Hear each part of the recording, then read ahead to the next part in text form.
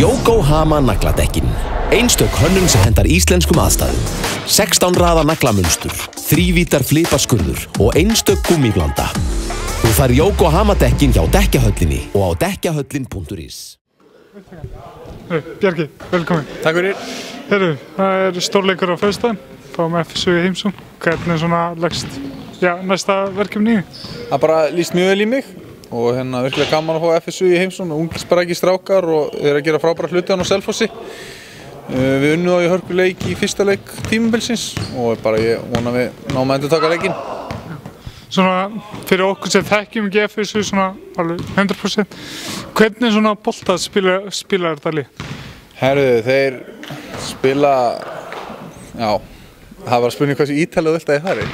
Þeir spila mjög agaðan körfubolta og láta boltan ganga mjög vel sín á milli. Þeir eru með marga góða þriggjastigaskiptur sem við þurfum að passa og Kanið er alveg mjög góður, hann leiðir deildina í held ég fráköstum og annar í stigum og við leggjum mikla áherslu á að stoppa hann.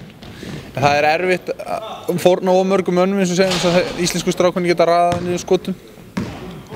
Já, og eins og segja, Præjur náttúrulega fær væntanlega miklu umfjöllun. Það náttúrulega má ekki fókusera einungis á hann vinnur væntanlega ekki einn leikinn. Nei, alls ekki. Svo eru þeir með strákarnir eins og ég er mjög hrifinn af ungum strákarnir sem heitir Svavar.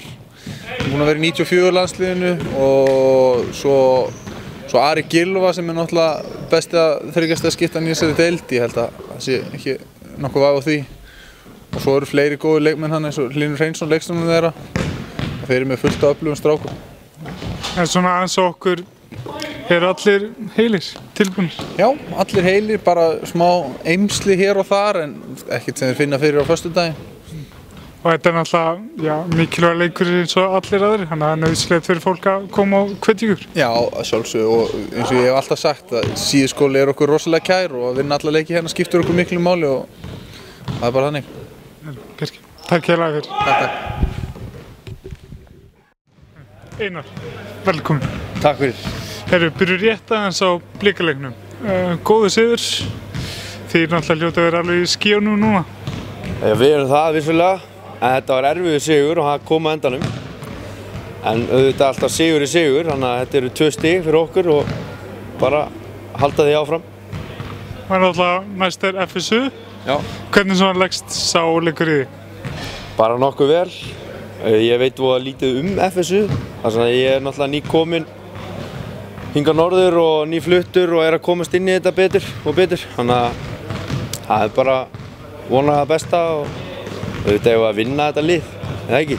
Jú, og svona, hvað svona telur þú að þið þurfið að gera til þess að ná þessum 2 stigum? Það er klárlega bara að spila góða vörn, bara eins og við gerðum í restina af leiknum á móti Breiðablik. Láta boltan rúlla svolítið, nota sóknin okkar. Þá ætti þetta ekki að vera neitt mál.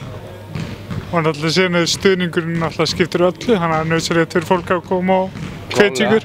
Algjörlega. Bara hvetjum alla Þórsara fyrir sunnan að mæta á leikinn. Hvetja, styðja til sigurs. Takk hérlega fyrir. Takk fyrir. Yokohama nagladekkin.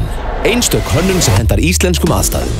16 raða naglamunstur, 3 vítar flipaskurður og einstök gúmmíblanda. Þú fær Yokohama dekkin hjá dekkjahöllinni og á dekkjahöllin.is.